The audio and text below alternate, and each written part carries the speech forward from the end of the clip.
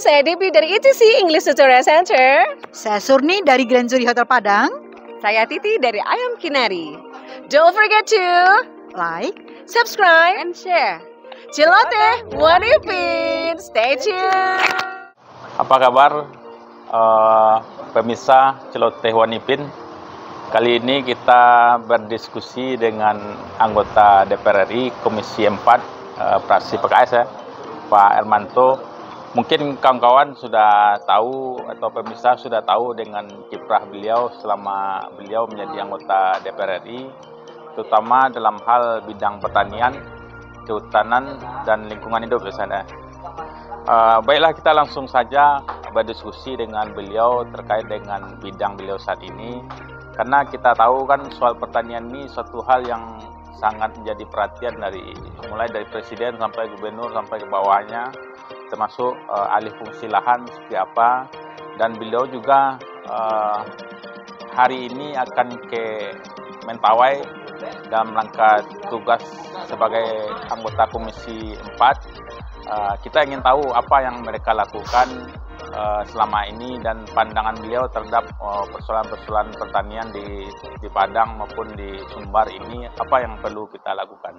Hai Desana Celoteh Wanipin, saya Nina Musbar dari Nina Musbar Public Speaking Class. Jangan lupa like, comment, dan subscribe. Jangan lupa nyalain loncengnya di YouTube Celoteh. Krisis pangan akan terjadi itu adalah karena ada alih fungsi lahan. Presiden beberapa waktu lalu mengatakan Indonesia harus bisa mengantisipasi krisis pangan karena sebentar lagi kita akan berhadapan dengan krisis pangan. Nah, saya mengantisipasi menyampaikan bahwa krisis pangan itu sudah kita rasakan sekarang. Saya sampaikan kepada Presiden, krisis pangan itu sudah kita rasakan.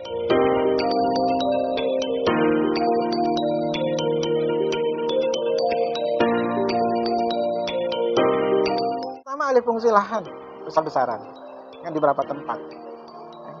Nah, ini apa efeknya? Kalau misalnya lahan produktif ini alih fungsi lahan, maka itu akan mengurangi lahan-lahan produktif, lahan pertanian jadi sempit. Kemudian di sisi lain, kita pun juga mencari lahan penggantinya itu sangat sulit sekali. Sementara di sisi lain, pertumbuhan penduduk itu tidak bisa juga kita cegah. Dan pada setiap orang itu perlu papan untuk berlindung, ya, supaya dia bisa aman dan nyaman di dalam alam kita ini. Nah, tentunya ini akan berakibat kepada semakin meluasnya kebutuhan lahan untuk keperluan papan itu. Nah, oleh karena itu, saya minta supaya ini bisa dirasionalisasi, walaupun misalnya nanti ini sulit kita cegah. Jadi yang saya maksud rasionalisasi adalah bagaimana kita tidak memanfaatkan atau mengalihkan fungsi lahan yang produktif. Tapi carilah lahan-lahan yang tidak produktif. Itu yang pertama. Yang kedua, kita berusaha untuk pembangunan itu bersifat ke atas, ya, supaya tidak terlalu banyak makan lahan. Nah, ini salah satu cara sebenarnya memperlambat saja, ya kan? Satu saat juga bumi ini kalau dipadati oleh orang, lahan ini juga akan tertutup dengan bangunan. Nah, inilah cara kita untuk ya paling tidak memperlambat terjadinya kekurangan pangan, memperlambat terjadinya krisis pangan, memperlambat terjadinya perubahan iklim, memperlambat situasi yang tidak kita perkirakan. Sekarang ini kan perubahan iklim itu yang saya sebutkan sudah terasa itu karena memang dulu Kota Padang ini relatif dingin.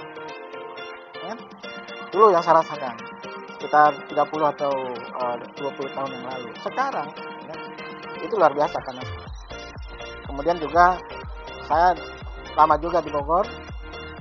Dulu waktu saya masuk ke Bogor itu tahun 80-an, itu suasana kabutnya masih menyelimuti kota Bogor kalau sampai jam 9, bahkan juga sampai jam 10 masih ada. Hai, saya Sabrina dari Ayam Goreng Almunda. Jangan lupa ya, subscribe, like, comment, and share channelnya Celoteh Wanipin. Oh, jam 4 pagi pun juga sudah nggak ada. Jadi pada saat ini kota Bogor itu dulu kita menyentuh lantai ini sangat dingin sekali. Sekarang, ya, walaupun rumah kita sudah pakai AC, tetap aja kita tidur di lantai. Nah, ini salah satu ciri bahwa kita krisis perubahan iklim ini sudah kita rasakan dan itu dampaknya nanti kepada pangan. ya kan? Karena kan pangan ini kan perlu iklim-iklim tertentu, ya kan? Nah, misalnya musim hujan, ya kan? Ada sawah yang memang tergantung sawah hujan, tanda hujan. Kan nggak bisa dia bertanam di musim kering, ya kan? Nah, sementara perubahan iklim ini sudah sangat terasa. Yang mestinya adalah musim hujan, sekarang sudah tidak hujan. Kemudian masuk musim panas, ternyata hujannya juga rintik-rintik. Akhirnya apa? Ini sawah yang kita tanam ini nggak ada. Nah, inilah yang selalu saya sampaikan untuk merumuskan kebijakan dan perencanaan pangan ini di DPR bersama pemerintah, supaya kita ini harus cermat dan harus memiliki manajerial yang kuat. Ya, bagaimana mengendalikan faktor ini? Kalau tidak nanti, kalau kita tidak kendalikan ini bisa terjadi kelaparan yang masif. Kenapa? Kekurangan produk pangan kita. Hoi zusammen, alle zusammen, vergiss nicht like und share Celoteh Group von Wanipin. Alles. Karena semakin sempitnya lahan pertanian, kemudian petani pun juga sudah enggan ke sawah, ya kan? Dan tidak ada lagi produk dalam negeri, maka yang masuk itu produk impor. Nah, ketika produk impor masuk, secara income ya tentu ini kembali ke negaranya dan tidak menguntungkan bagi petani kita. Nah, ini yang menurut saya yang perlu kita pikirkan bersama lah, kan? Ada semacam kesadaran masyarakat, juga ada kearifan melalui kebijakan-kebijakan pemerintah yang bersifat afirmatif untuk melindungi pangan nasional kita. Begitu. Assalamualaikum warahmatullahi wabarakatuh. Selamat sore para pemirsa semua di dalam Celoteh Wanipin, dan jangan lupa like and subscribe Celoteh Wanipin. Pak Hermanto, atas bincang-bincangnya hari ini, kita satu keinginan dan komitmen bahwa petani ini bukan masanya lagi jadi orang miskin, tapi mereka harus berjaya di negeri sendiri. Tinggal sekarang pemerintah siap atau tidak. Apakah pemerintah masih tetap juga kalah dengan pengusaha-pengusaha yang nakal atau seperti apa? Tentu kita sama-sama melihat. Demikianlah Celoteh Wanipin hari ini. Mudah-mudahan ke depan kita cari isu-isu yang menarik, kita kembangkan lagi. Wassalamualaikum warahmatullahi wabarakatuh.